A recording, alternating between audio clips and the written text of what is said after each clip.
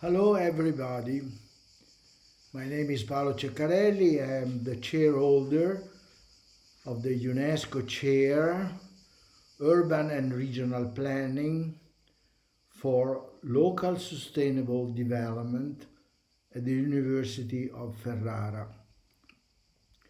The chair was established in 2008 as an outcome of a network of universities of Europe and Latin America interested in developing better solutions in the field of education for heritage conservation.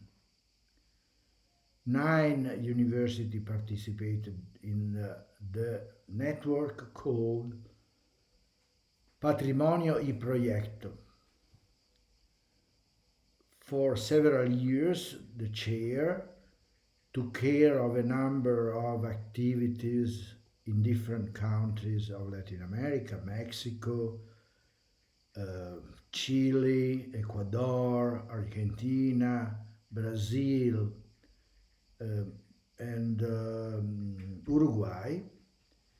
And many of these activities were based on workshops and seminars in which a large number of students participated and made and experienced new forms of teaching and doing research on the field about the conservation of local heritage. The aim of this operation was trying to develop local experiences that were based on local values and local tradition and trying to reduce the impact of the influence that Europe and the European culture of heritage had. Uh, this experience that lasted successfully for many years later was further developed in a totally different area of the world. And in 2015, my chair promoted the establishment of a network of 13 UNESCO chairs in the Mediterranean area. In this case, the aim of the operation and the project was to work together on a number of common issues, trying to develop a sort of more sustainable form of relationship between the different countries of the area, and to develop better and stronger forms of cooperation on issues that were connected with the human habitat in this area and the possibilities of reduce conflicts and serious problem originated by mass migration of people due to wars and other types of conflict, and tried instead to establish stronger and more sound relationship from a cultural point of view. During this experience, another project developed, and the one on which this webinar is based. The project was conceived a few years ago and was based on the idea of having two institutions dealing with problems of human habitat cooperating for improving and innovating the education in the field of urban and regional planning in connection with the major changes occurring in the world environment and taking care of some of the guidelines posed by SGS of the United Nations for the 2030 agenda. The institution that was chosen for cooperating on this project was ILAUD. ILAUD means International Laboratory of Architecture and Urban Design, and it is an association of a number of important universities dealing with the problems of human habitat around the world, a venture established in 1976. Since the first steps in these new directions, the cooperation between ILAUD from one side and the UNESCO chair on urban and regional planning for local sustainable development began to produce very interesting results through a number of experimental forms of new teaching, research on the field in different places and different countries. There was a cooperation in Latin America. There was a cooperation in China and Japan, and more recently has been a strong cooperation between institutions in Italy on a number of specific projects connected with some important cities in Italy like Milano and Genoa. The explosion of the pandemics obviously had an impact on this project that were mostly based on presence on the field, workshop done on specific location, and strongly connected with local community through forms of cooperation and co-design of solutions and program for the future.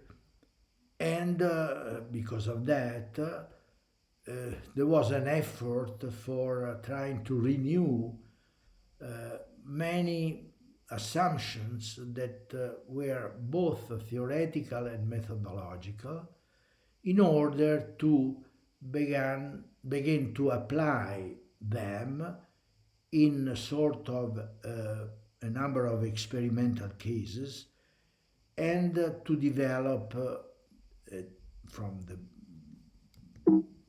these experiences new lines of work for the education in the university participating in this program. This webinar is in some way a product of this cooperation, one of the first one, and is meant to point out two aspects that are very relevant in the strategy of innovation in the field of education for the problems of habitat posed by the climate change and in general the innovation in the field of technology, the digital transition, etc., in order then to be able, once possibly the problems posed by the pandemics will be solved, to be able to go more straight in field work in a number of cases that are relevant in different places. The basic assumption is time to begin to teach and to form in a different way the professionals that will be in charge of facing the problems that are connected with some of the most important policies that are under development to fight the climate change problems. And these things cannot be solved easily and without a very deep and specific kind of preparation. And there is, in fact, a gap in between the form of education and the model of education that we have now in our countries and the needs that instead we have for solving them in an appropriate way. To do this, obviously, we have to experiment in forms of new teaching. We have to experiment especially new forms of relationship between the universities, the people involved into education, the students, and the local communities. Only new forms and new ways of participation and real cooperation in defining the issues, in identifying the problems, in working together a number of solutions, and so can provide possibly good solution for the future. To do this, we decided to start some experiments in different places and begin to test some of the assumptions that are at the basis of this kind of approach. What is in some way important to point out is the fact that things cannot be solved by scratch or deciding just from a theoretical point of view. And that is something that in some way implies a change of attitude and a change of paradigms on which are based the education of architecture and urban planning now. They are, as a matter of fact, still strongly influenced by models that were developed right after the Second World War and in some way were implemented during periods of growth and without concern for problems of environment and also of social change, of inequality, and so on. To do this, to open in some way this new line of thinking that in some way also implies a change in the ethic value of the professional activity, we decided to have and to use the opportunity of this webinar to have different voices presenting different problems and different approaches from different parts of the world. At the same time, we decided also to have and to involve in this project at the beginning people that are working intensively and have worked also for a long time in different countries and different culture, but are coming from the same cultural background that in this case is Italy. So in some way, the 8 participants in this webinar for women and for men are teachers and researchers in different universities in different parts of the world, having experiences of different kind of cultures and environments, facing a number of very different situations and needs, but at the same time have having also in common the basic formation that the Italian schools and universities can give. And this is because at the end, the UNESCO chair I am in charge of is a chair of an Italian university, and the program of these dialogues between different university, different UNESCO chairs is done in Italy as a contribution of the Italian group of UNESCO chairs and the Italian UNESCO Commission. I hope that you will enjoy the the proposals and the debate that will be open by this webinar, and I hope that this will suggest further work, further research, and in some way I hope that you will consider this as a first step for a trip that we can develop together. The webinar is in English because we want to have a wide circulation in the country where our colleagues involved in this webinar are teaching and working. Thank you very much for your attention, and I hope to be again in touch with you.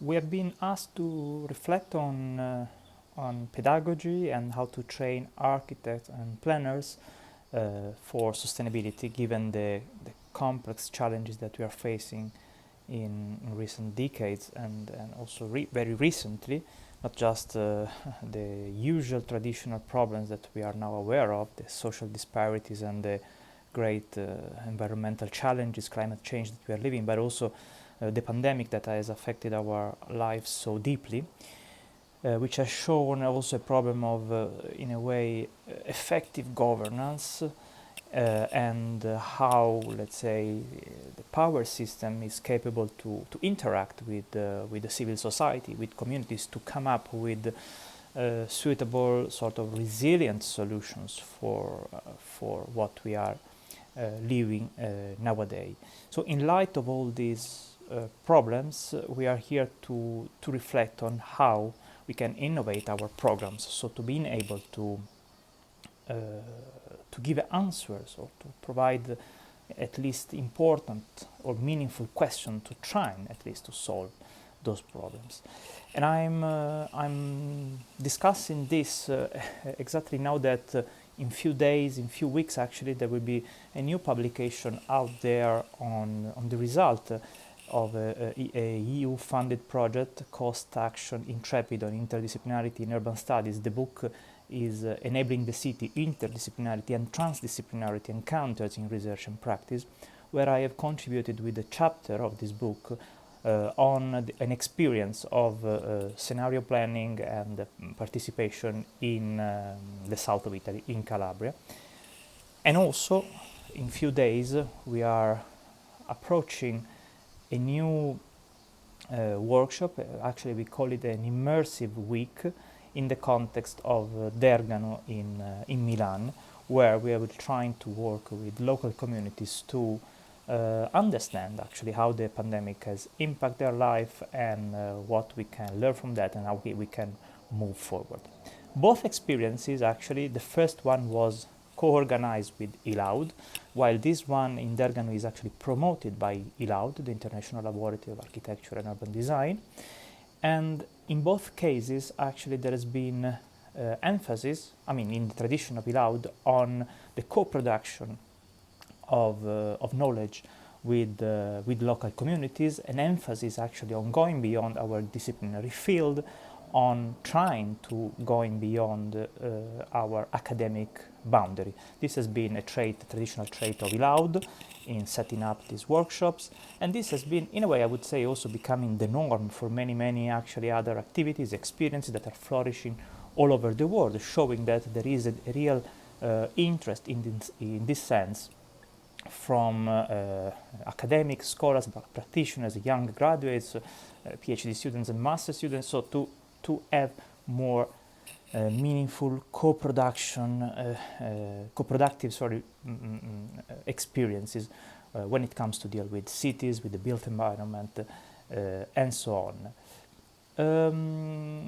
Clearly, what I would say, and this is also partially the result of the book that is, as I said, is going to be published in a few weeks by Routledge, is the fact that sometimes, and here I would like to make a couple of points really about this debate, the problem of setting up those processes in a more co-productive fashion is the fact that the universities are working with their own logic, their own institutional barriers or institutional problems, and sometimes it's difficult actually to introduce real world experiences with, for instance, policymakers, communities, and so on in our academic calendar for issues sometimes very practical issues of timetabling or quality and standard and of our programs and so on. So while actually universities are moving slowly to trying to introduce that, in a way it's clear that we can achieve that when there is a strong sort of personal motivation that on the side of this, of our academic life, we can in reality set up these extracurricular experiences and trying to do something different. And actually this is really precious because this innovation can then feed our program. However, and this is the second point I would like to make for this short piece, is the fact that nowadays we are in a situation where it's not enough to work with communities in general terms of trying to push the boundary of our universities so to be more engaged with the reality. This is essential. Without that, it will be difficult really to create a mindset for sustainability among students, and because it's a matter of being really embodied into the reality, understanding those challenges, living those challenges, discussing those challenges, not just studying those challenges. And that's fair enough, we all agree on that. The problem that we are facing nowadays with the pandemic is that communities are also changing. And I think we have witnessed in the last years, and I can tell about the case of Calabria that I was mentioning before, but also before cases of in other parts of the world where normally the community we are capable to capture, to reach out, is actually community of residents, local communities, but there is an old gray area of these communities that are somehow out of our reach. In particular, in the past, I remember migrants being excluded by these processes, and so having an old complexity in getting those people on board, so that when we set up processes of participatory processes or community engagement process or simply knowledge exchange, we are also exchanging with the whole variety of voices that should be heard in whatever process of urban transformation that we want to envision. So that's something that we were aware even before. The current pandemic, now that we are reading increasingly what is the impact of that, is showing in a way that we are facing new social disparities that have been exacerbated by the pandemic. Entire segments of the society have been marginalized, especially depending on the job they were doing and depending on how much they were in a way embedded into the life of communities. And so we need to be very careful that in setting up those participatory processes, we are really in a way inclusive and being able to understand those nuances of community, because the risk is that by doing these experiences, which are very important, and we are trying to do that, we would not actually replicate a real life scenario, but instead we would just in a way hear the more sort of vocal parts of vocal voices, no, of communities, while instead leaving behind all the rest. I think this is the risk of every knowledge exchange process, and in order to avoid that, we need to make huge effort in rethinking even the way in which we do these participatory experiences. So, in summary, I would just say that it is essential to do this, to go beyond universities, but also to have a strong sense of who we are dealing with if we want to really transmit an education for social and environmental sustainability as we should.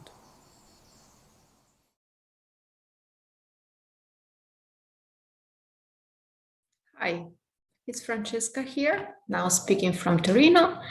But in fact, from this very spot in the last 18 months, I've been in China, in Turkey, in Lebanon. That's because I'm teaching in an international program, a bachelor level.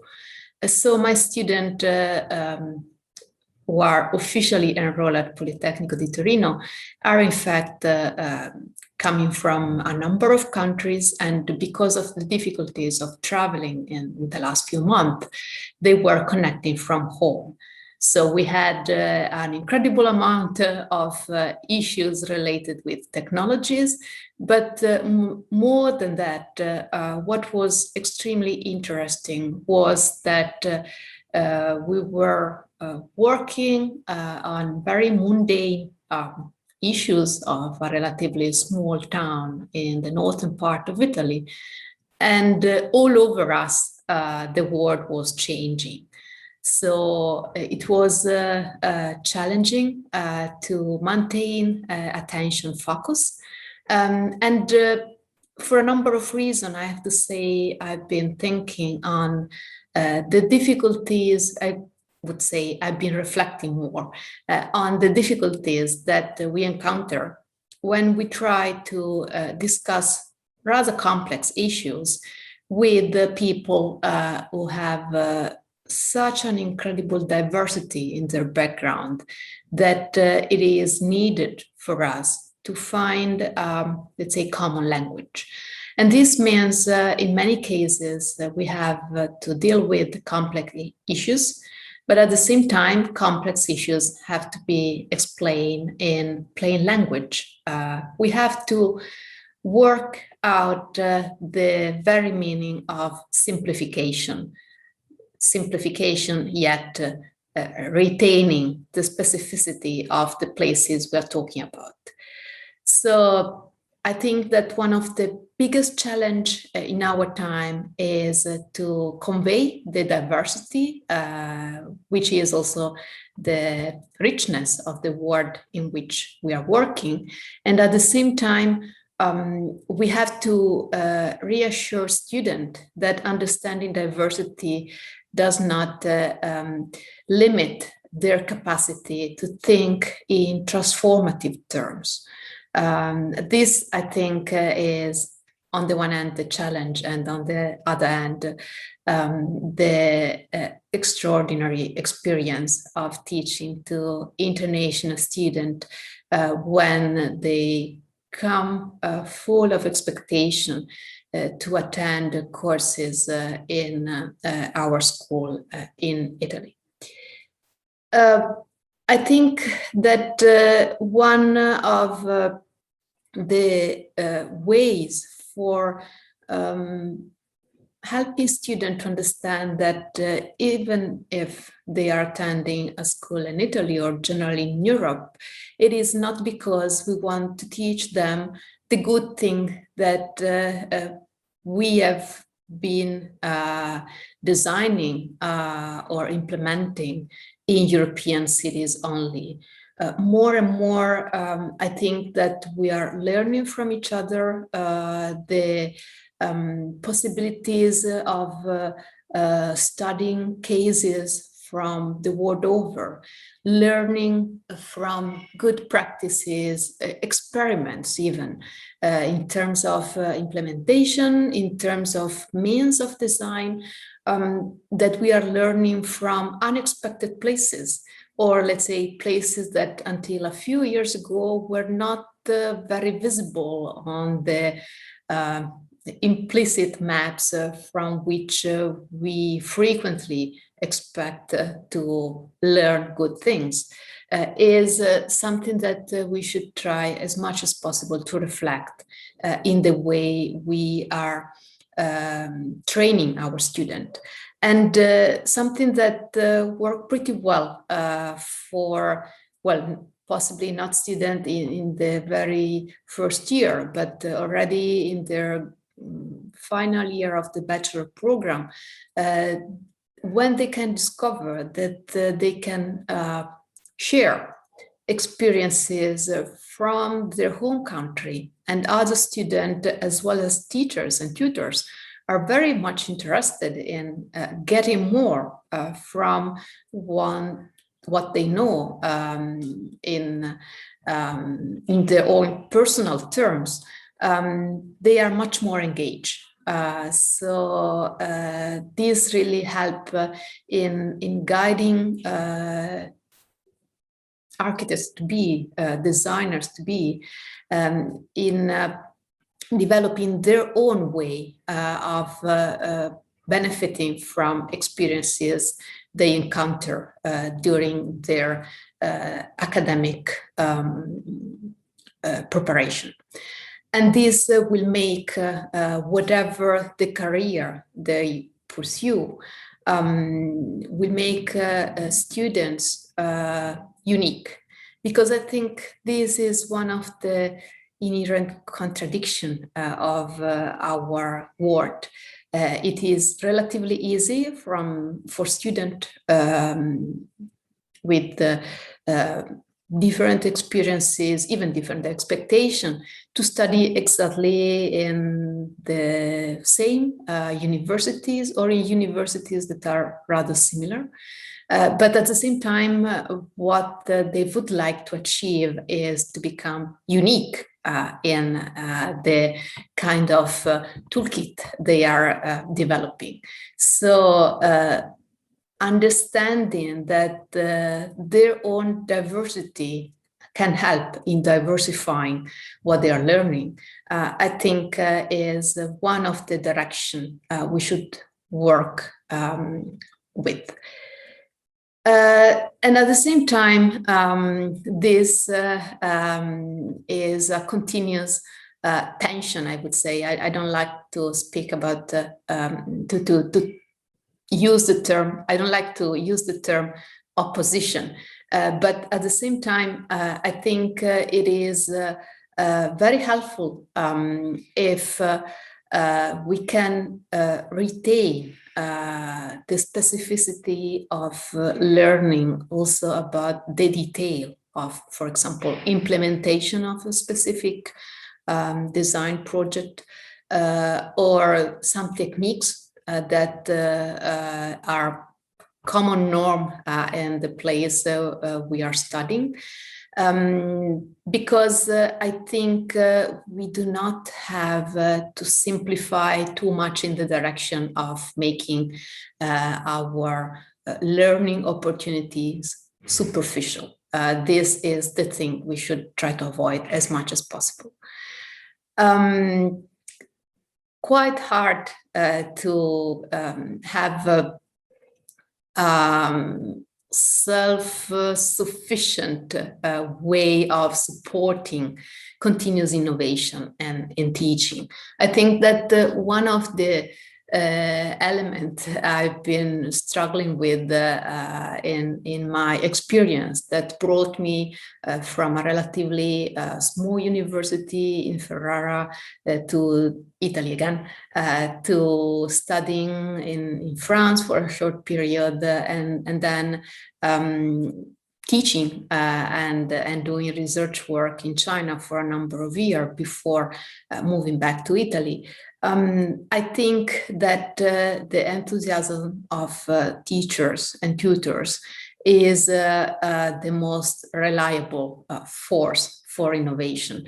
And it is very, very hard to impose new ways of doing things when there is no cooperation from those who have to stay in the class every day.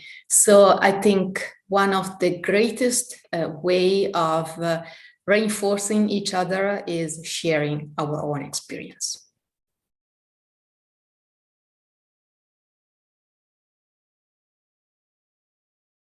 Hello everyone, my name is Tiziano Cattaneo.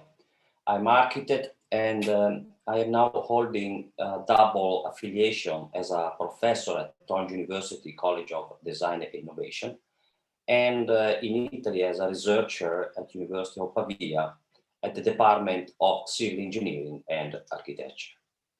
First of all, I would like to thank Professor Ceccarelli and ILAUD for inviting me to this webinar promoted by UNESCO Chair, for which I've been asked to provide my point of view on challenging questions such as how is the current educational challenges in the field of architecture for design of the human habitat, and how do these challenges are related to different cultural contexts and to the internationalization processes.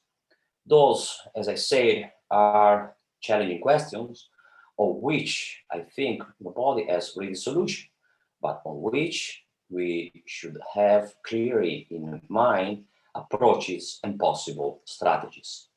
For example, I think that one of the most important features of education in design and architecture is the international cooperation.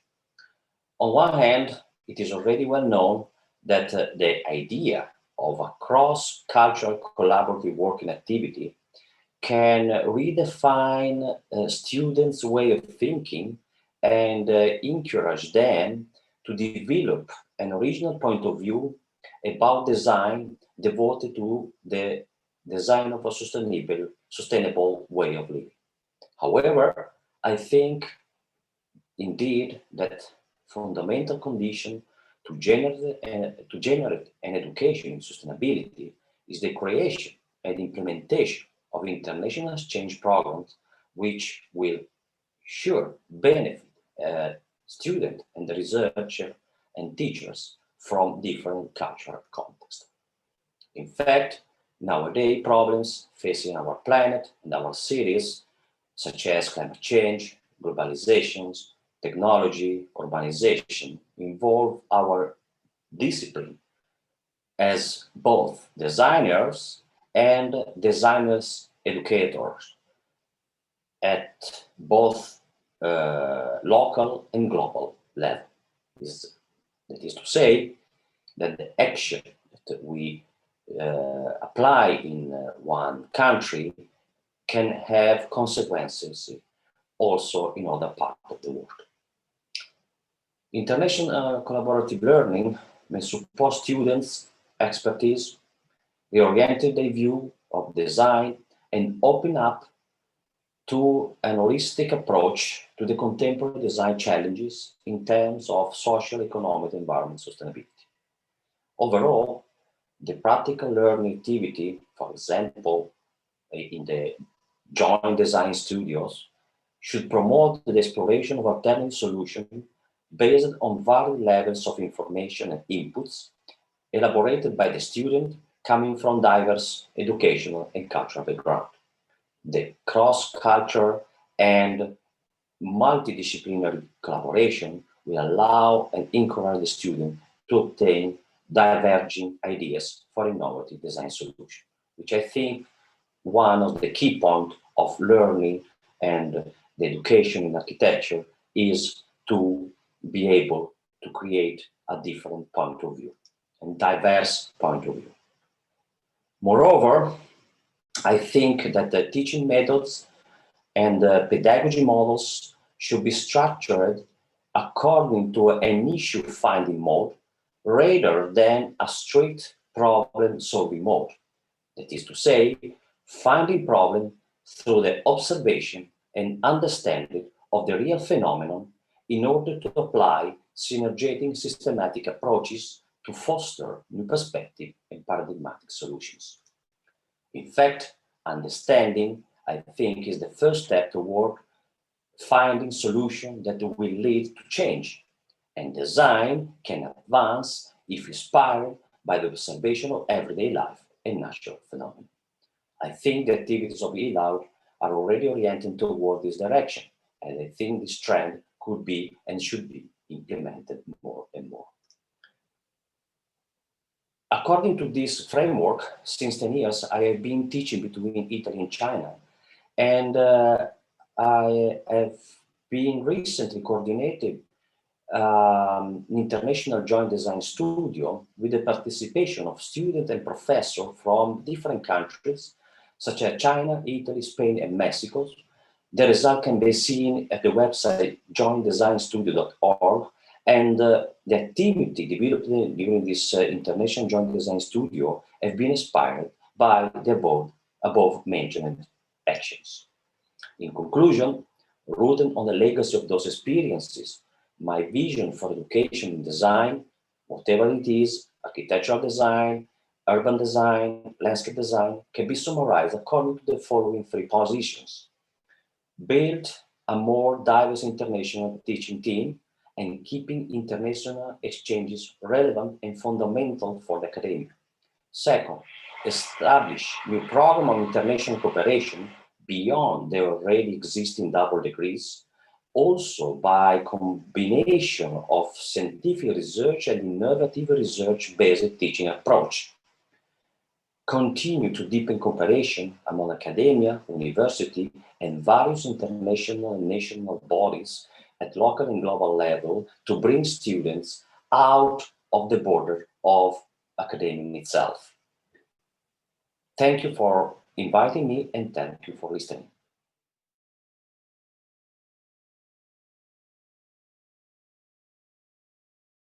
Good morning or good afternoon. I am Pilar Guerreri, and I am a teacher of history of architecture and urban planning at Politecnico di Milano, and I spent almost 10 years in India. What I would like to share with you is an incredible experience that I had in the field of education. My mentor was A.G. Krishna Menon, an important architect and urban planner in Delhi. And Menon is an incredible architect and thinker. And he studied in India, and then he went for an experience in the US, and then he came back, like many good Indian architects in India had always had an experience abroad. But he decided to come back in India to make the difference, in terms of education, architecture, buildings, and urban planning. So he came back and he started discussing with three friends of his, two architects, Ashok Bilal, Ashish Ganju, and one social scientist, Mr. Nadir. And they thought to open a school of architecture because they thought that India at that time, in 1992, when the school was opened, there was not enough schools of architecture that were unbiased in terms of Western influence. So they wanted a school that was able to form a barefoot architect, an architect able to think to the needs of the people, and capable of solving real needs. And they thought that at that time the architects were not really looking at the people's need, but they were more interested in money, in foreign models, in applying maybe solutions from abroad in a country where those solutions were not working at all. So they decided to address marginalities by founding this school that was called the TVP School for Habitat Studies. And the word habitat is central to the idea of the school, because the methodology was they wanted to start from different habitats and start to put the students in different Indian habitats, and from there gain different kind of solution. So the central idea was not to provide solution to the students and to apply them top down, but to ensure the students to go in those habitats and then learn bottom up and then get to the solutions after a long process of analysis of the context. So the idea was that the student had to be sent in these Indian habitats, divided in desert habitats, mountain habitats, seaside habitats. Very much the subdivision of the habitats was related to climate aspects. And every workshop, every design workshop was strongly based on empirical studies, which is something that very much was lacking in the university education, and something that is lacking even nowadays in many university institutions of architecture. So they wanted to develop a methodology that went beyond the standard Western simplified Bauhaus model. So they didn't want that the School of Architecture start in the first year very simple and then address complex problems just in the last years. But they wanted, looking at the Indian context that is incredibly contradictory and extremely complex, the students from first year was actually put in the condition to analyze and study with the complexity, the diversity of the Indian context. So they wanted to go beyond the Western models that were very much there after independence. And even, for example, in the topic of history of architecture, that is my more close topic, they decided to go beyond the religious framework of teaching history of Indian architecture, and they wanted to, for example, teach history of architecture through material that is a much more unbiased topic. So they tried a very different way of teaching and learning, for example, changing the role. They were letting, for example, challenging the students to correct their friends and colleagues' exams, pushing the students to learn by doing. So that was one of the fundamental principles of the school. So the first aim was actually to produce architects that were barefoot and that they were able to think critically and not necessarily to make very nice drawings. So the school should teach how to think, and think through the place in which the architecture should then be conceptualized. Actually, in India, the schools, the best schools, have the best students. What TVB school wanted was to have also the students who were maybe not the best and who didn't have money to pay. So the fee was extremely low, 2,000 rupees per year. So a very low fee that allowed everybody to have the opportunity to get a very high quality education. And what happened is that because the topics were so interesting and it was so much empirical based, that many famous and very good architects have joined the school. So actually the students that were very motivated and maybe didn't have many means got an incredibly good education from the best Indian architects. Unfortunately, after 18 years, the school shut down because the land was confiscated. But its legacy, as Menon says always, are actually all those thinking students, those barefoot architects and their good professional work, which is actually what really matters. So I hope that you may want to look into this experience in more detail, but I really think that it's worth to use this example to reimagine our educational system. Thank you.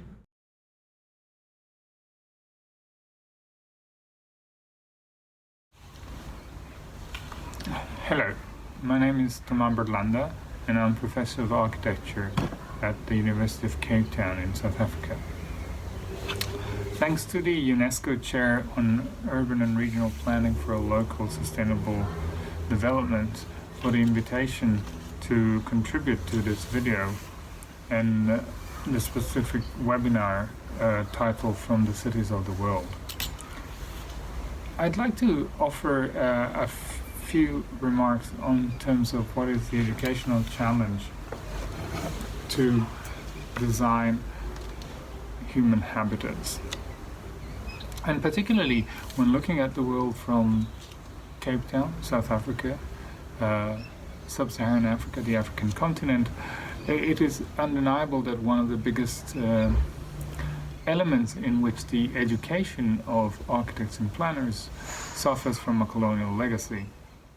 At the same time, the structure of the professional practice as established by the foreign administrators during the colonial period struggles to come to terms with huge demographic growth and the constant transformation of society and its culture. Hence, at some point, what becomes central is what is the notion of the practice, and so how do we define practice as a professional trope?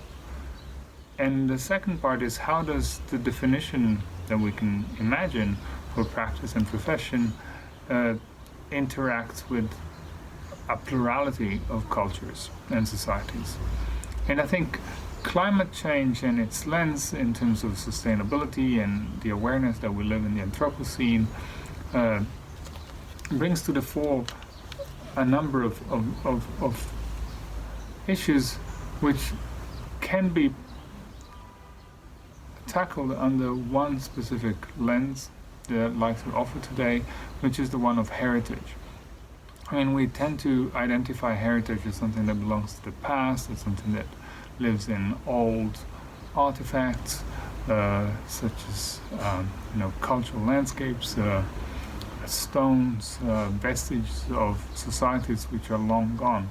But I think what is interesting instead of is trying to open up definitions of heritage which speak around possibilities of new meanings and also of the present. And I think particularly in the as a reflection on what's happening in cities of the world as a contribution to the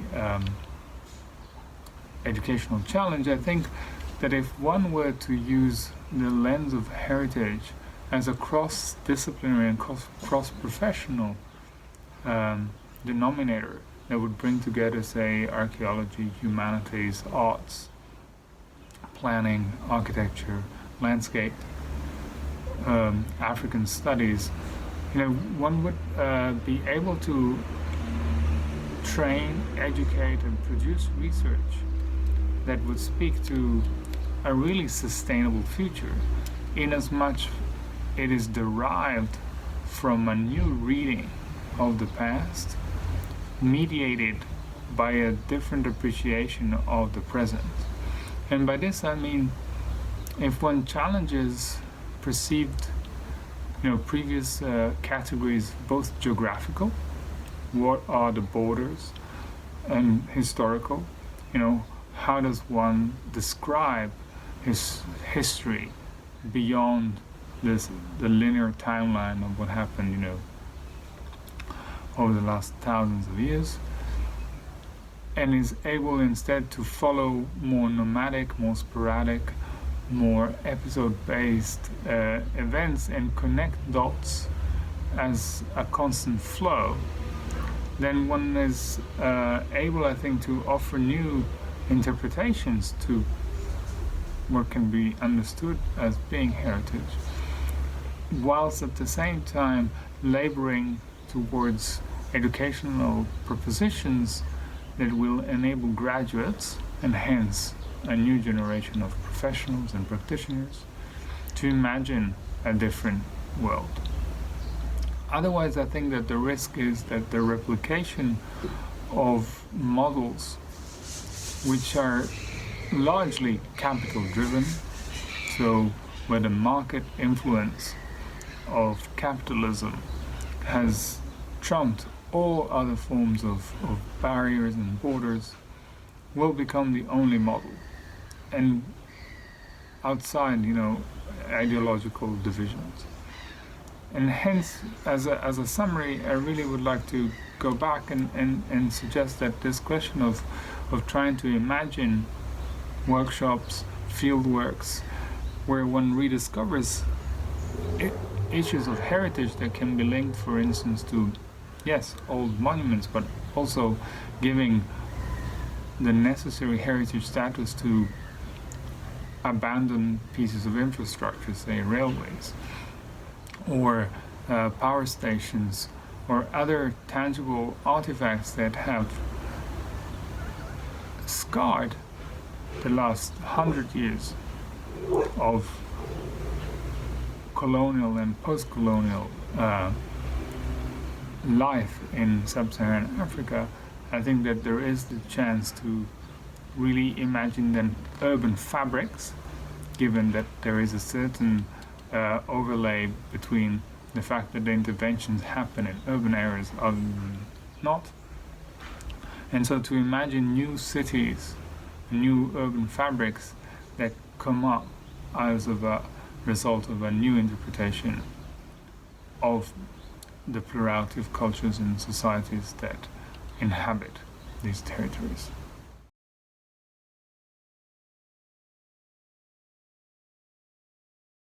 Hello, good afternoon or good morning. My name is Linda Zagdo. I'm an architect with a PhD in environmental engineering. I worked as environmental expert for the United Nations in the last 5 years. And now I'm also working for the University of Architecture in Venice, UAV. But before that, I was a student. And I remember when I graduated after my master, the weeks after I was in the Netherlands and I bought some tea bags.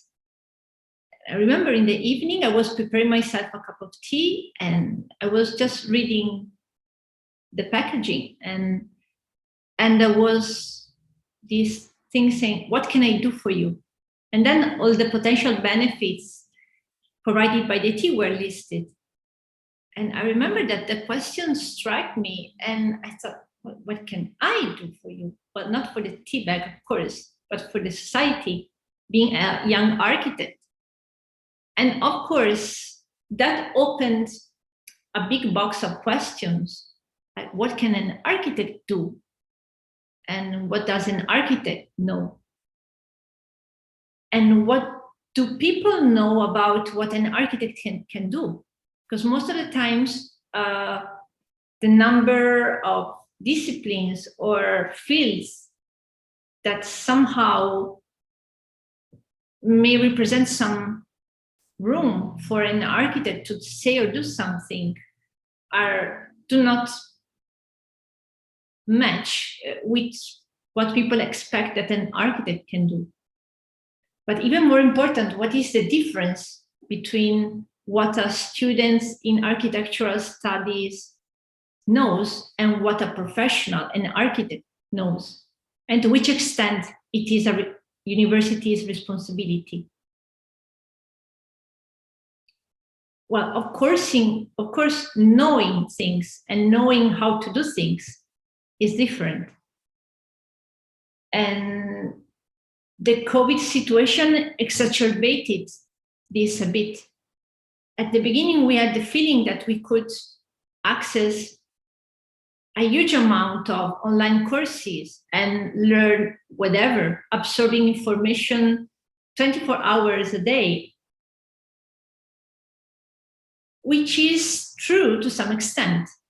Of course, we can absorb information, but then transforming those information in the practice and knowing how to use them and to manage them is another thing for which you need experience. So you need to be on the ground, to go on the ground.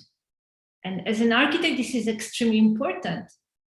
You can spend years studying, but at a certain point, you need to go there to talk to people, to understand mechanisms, economic ones, environmental ones, social ones. And you need to experience, is it cold? Is it hot? How does it smell? What about the noise? And I'm not saying that the COVID situation was completely bad from a teaching and learning point of view, but I'm saying that, of course, we need to select what was good and keep that and select what needs to be still live when possible, or to make our best to make it happen. As universities, we cannot think about situation-driven way of doing things, but we need to have a clear vision, objectives, and then strategies to cope with the situations. Of course, being an architect is a fascinating job, or an urban planner. It is also an extremely difficult one. You need to know to do calculations and to draw, and you need to know things, very technical things about like how electricity works, drainage, materials. You need to be kind of a tiny superhero. You need to know how to communicate with people. But I think I find teaching to architects, teaching them how to become architects, it is even more challenging. And what happened when I started teaching in the university, it was that I had no clue. I did some experience on the field after studying and everything. So I was a little bit confident about the contents, but I had no clue about how to transfer them to the students. And knowing and teaching our processes, and as human beings, we studied learning processes. We studied how people learn. There are techniques, there are steps, there are mistakes. But when you go to teach to the university, you are not prepared. So at European level, there are regulations. There are some requirements for professors to be professors and to teach whatever kind of content. It can be architecture or literature. At the national level, most of the countries do not meet these requirements. At institutional level, there are countries who made steps to prepare their university professors to be professors. So to add one more layer to what they know from a technical point of view and prepare them to effectively transfer the knowledge to the students.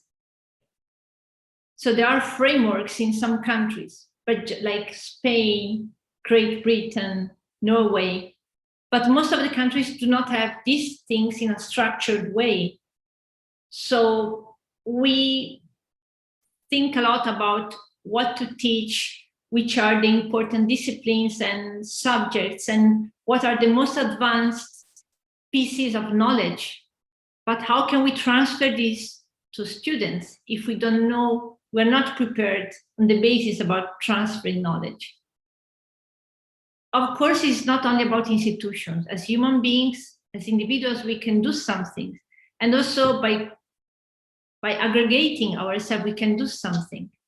So we started this experiment trying to call some experts that are friends that work in psychology and pedagogy especially, asking them to please train us. And let's see if we can make some steps. But still, we hope that this experiment and this effort will be popping up in the country and in general worldwide to stop this just transferring information as shoebox, but really being involved in education. Thanks.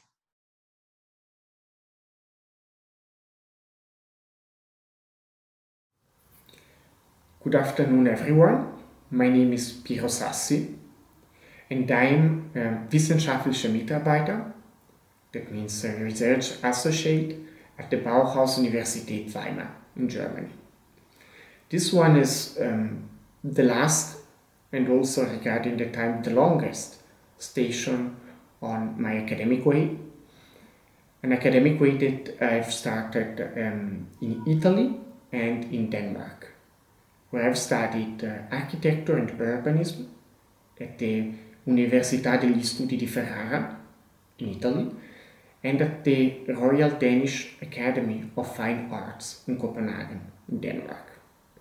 At the Bauhaus Universität Weimar, I'm supervising students' planning projects within the bachelor degree program Urbanism. Today I wish to shortly tell about two planning projects that I've supervised a few years ago. Both projects were dealing with different sections of the European, of the Trans-European Transportation Network, an important program of the European Union. In the winter term, 2017-2018, we investigated the high-speed connection, the project of the high-speed connection in between Turin in Italy and Lyon in France. In the winter term 2018-2019, 1 year later, we discussed and investigated the project for the connection across the Fehmarn Belt between northern Germany and Denmark. Both projects represent important parts of the Trans-European Transportation Network on the one hand, and in both projects we have discussed some contexts that in my opinion are fitting very well with today's panel. First of all, the topic of big international infrastructural projects that we have analyzed in a critical way from the point of view of the contemporary debate on sustainable mobility, but on the other hand also the challenges posed by the development of such projects. The challenges that deals to a big extent with the relation in between the planning and implementing of these projects that of course begins at an upper international level, and the needs, the cultures, the points of view of the local communities that are involved by the implementation of these projects at the local level. Both projects were also very enriching to me, and I hope also to this panel, from the point of view of the methods. Both projects at an important moment in the traveling through Europe together with the students, which was very important because this allowed the students and of course also me to see the places involved by the projects, to discuss with local practitioners, local politicians, and people having a local point of view on these big infrastructures. I think that if we want to discuss in the coming years even more, and that's what I hope, on topics connected with local with topics like sustainable urban development, sustainable mobility, then I think it is very important that we keep on discussing with our students in our university on big international infrastructural projects. On the other hand, I think it is very important that we educate a new generation of practitioners that on the one hand are familiar with this international dimension of planning. On the other hand, a new generation that is even more sensible than the past ones on topic regarding the differences in the different planning cultures that we have in Europe, but also outside Europe in different countries and regions, but also that is sensitive regarding the needs and the points of view of the local communities that need to be involved also in the preparation of these projects. I think this is one of the big challenges I hope we will have the possibility to tackle and to carry forward in the academic discussion and in the teaching activity in the next years. Thank you.